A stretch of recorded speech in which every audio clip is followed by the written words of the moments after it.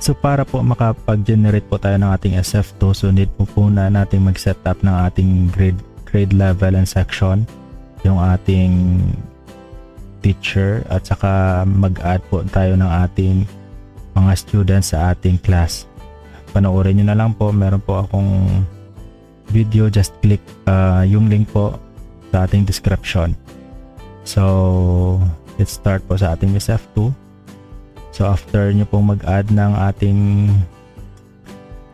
section and then students sa ating section, so pwede na po tayong mag-create ng ating SF2. So sa home tab, click po natin tong SF2, and then as you can see, ito po yung ating form.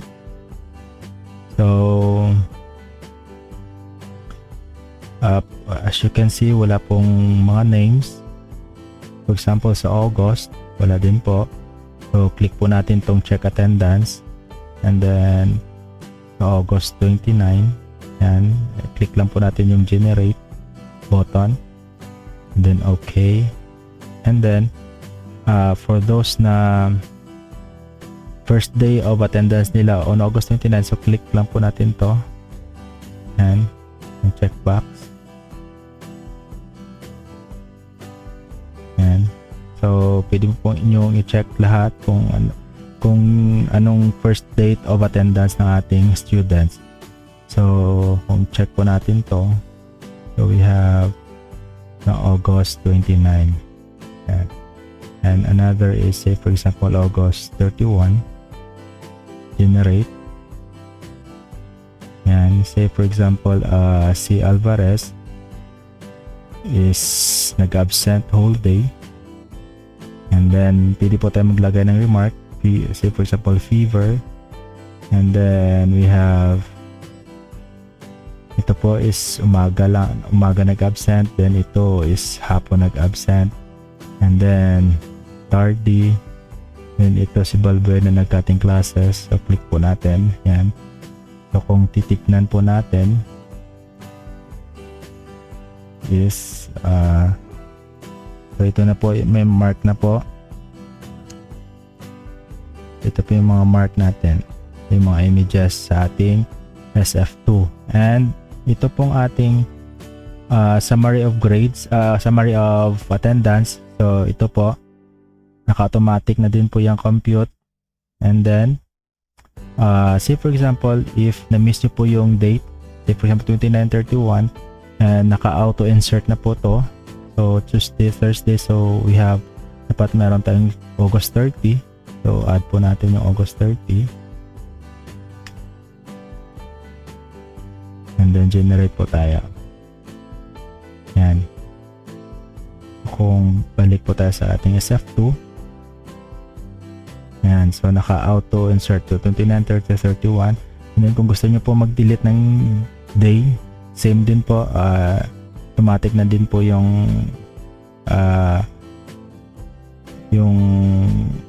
ating dates dito, and the date, and this one. So say for example naman po is if you want yung buong month, so say for example yung September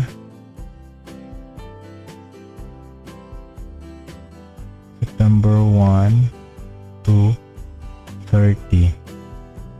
So date from September 1 and then up to September 30, then click generate. This will generate attendance from September 1 to September 30. So would you like to include Saturday classes? So no lang po.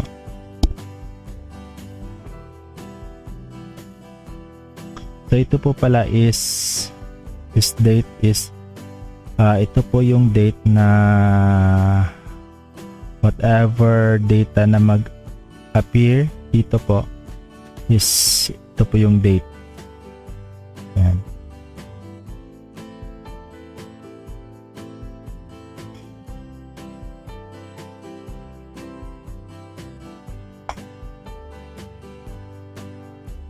Yan. So we have update successful. So since Saturday wala po na include, so balik po tayo September 29. Yan. So say for example nag-absent si Alvarez. So balik po tayo dito. And then select po tayo ng month na gusto nating i-print. September. Yan, so si Alvarez ito po may absent. Yan. And then ito pong number of students absent for 5 consecutive days is naka-auto count na din po yan. Say for example, ito si Alvarez. So kung gusto po nating mag-encode by every end of the month, pwede din po. So like this one. So ang gagawin nyo lang is dito lang po kayo pumunta sa SF2 and then click nyo po tong pencil icon. Yan, say for example si Alvarez is ito. Ito po si Alvarez Cedric. So pwede po tayo maglagay ng absent. Say for example ito is PM. Yan. Yan pa. And then tardy, and then say for example cutting classes. You can also mark all absence, so that means the whole month. Pwede nyo pong markahan to and then unmark all absent. Yan. So close.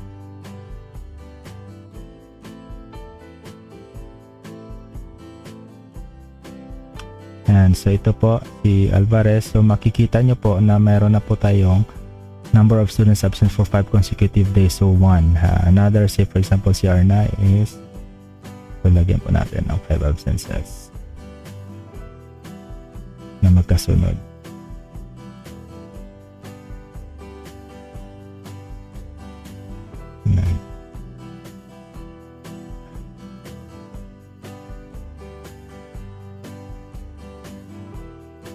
So ito yung 5, 1, 2, 3, 4.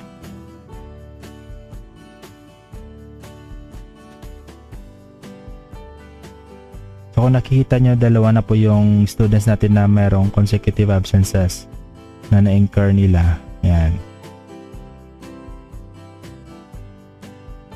And ito po yung rate of absent is, ito po yung, say for example, for the whole month, for the whole school year, meron pong percentage. So, pwede po tayo mag-drop if it's more than 20% or at 20% yung absent ng bata. Pag na-incur siya ng 20%, so pwede po siya mag-drop or in LPA po natin. Ito po yung accumulated absent for the school year. So, pag nag-print po tayo ng ating SF2, hindi po nyo po ito makikita. Yan. So if meron pong students na nag-transferred in, say for example, pumasok sa September 22, transferred in, so punta lang po tayo sa ating profile. Say for example, enroll po muna natin yung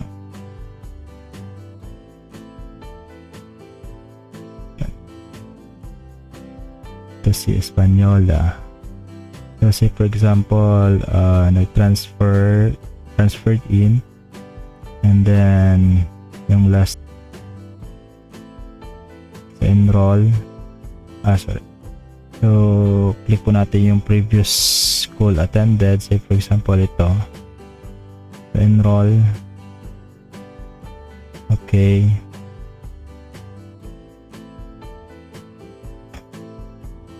Espanyola.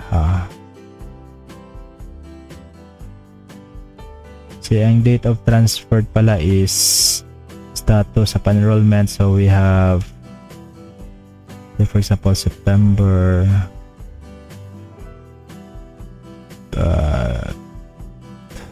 23. Yan. So, save and close.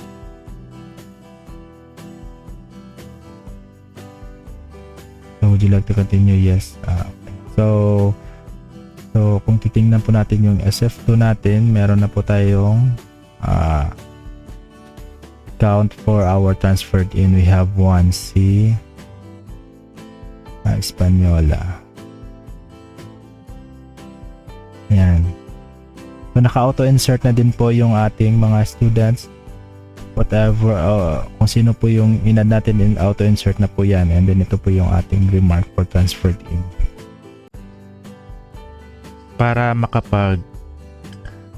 mark po tayo ng ating NLPA or dropped out, punta lang po tayo sa ating main form and then click po tayo ng ating student na nag-NLPA. For example, ito si Alvarez. Try natin itong si Alvarez. Say for example, Alvarez. So, click po natin tong pencil icon. And then, sa current status, so, click po tayo, select po tayo ng NLPA. And then, yung date. Say for example, September na po, hindi po siya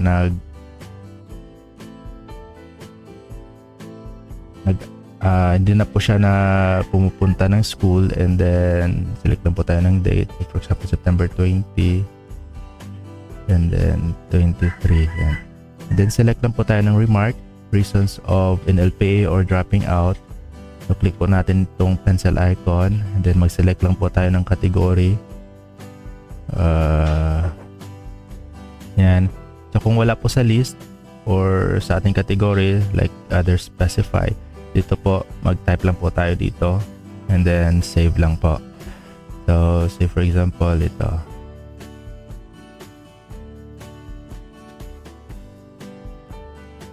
Sample lang po, calamities, disaster, so confirm and then save and close. So kung titingnan po natin si Alvarez,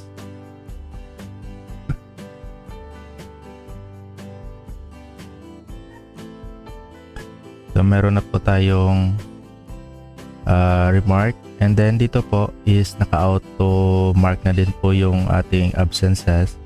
Okay, for example, mag-generate po tayo ng ating October 1 to 10 lang po. Generate.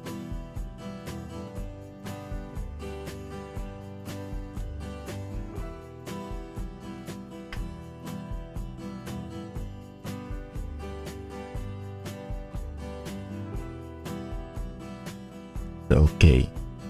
So kung titingnan po natin sa ating SF2 yung October,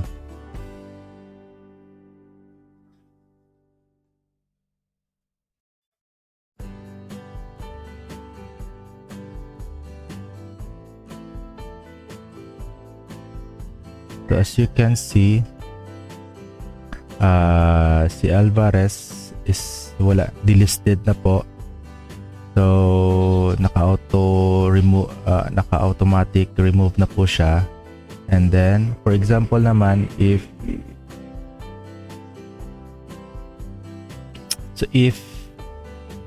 meron naman pong nag-trans out, so same lang po yung gagawin natin.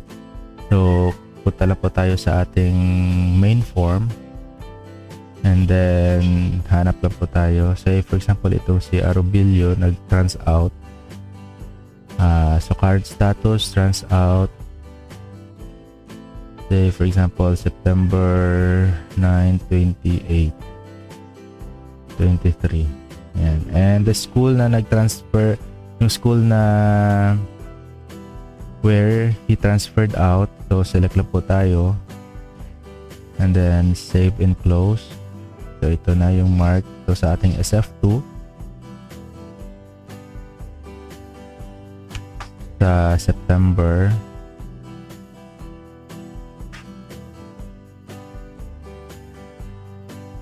so ito din si Arobilio nag-trans out na din po. And then of course if tingnan po natin sa October, so hindi na po natin makikita si Arobilio, yung ating student na nag-trans out. Yan. So naka-automatic na po yan. And then ang count po natin sa ating summary, naka-auto count na din po. So we have for the month of September, we have trans out 1, trans in 1, drop out 1, and the number of consecutive days na auto-computed na din po. So we have 2. Yan. So to print, select lang po tayo ng month and then click print. Before pa pala, say for example po pala, yung ating holiday, mag-encode po ng holiday is say for example October 5 holiday po. So halimbawa, click lang po natin tong holiday button sa ating attendance, and then lagay lang po tayo ng date list. Pwede mo po nating i-list lahat ng ating holidays throughout the school year kung alam po natin yan, and pwede po tayo maglagay ng description, then close lang po. So isa lang po yung ating holiday muna. So ito po is refresh lang po natin, F5, and then so kung titignan po natin sa October, so naka-mark na po na holiday. So we have naka-red yan. So that means holiday po yan. And then to print, so select lang po tayo ng month. Say for example, gusto po natin i-print ng September. So click print button.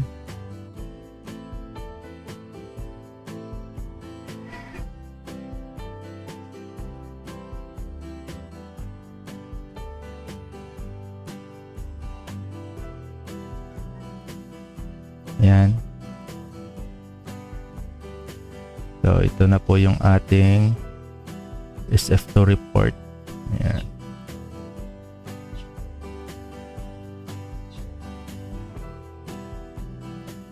Meron na po yung auto count na din po sa ating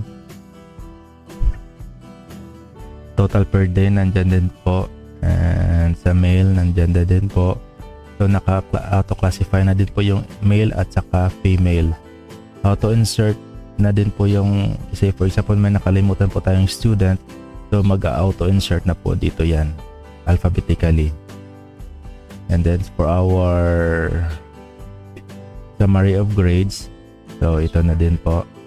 So if you have questions about the computations, or tingin nyo po na mali po yung aking computation, please email na lang po. Pero for sure, ito po yung ating formula na ginamit. So you can follow this formula, at baka sa tingin nyo po mali, please send me an email. So baka magtaka po kayo bakit 103% po to. So kayo na po try nyo po mag-compute bakit. So follow na lang po yung ating formula dito based sa ating summary. Yan. So please follow po sa ating Facebook group for your queries and concerns about the application. And if you have any suggestions na gusto nyo pong i-add sa ating application, so feel free po na mag-message sa ating Facebook group, or pwede pong directly message lang po sa aking email address. So that's all. See you on the next update of our application.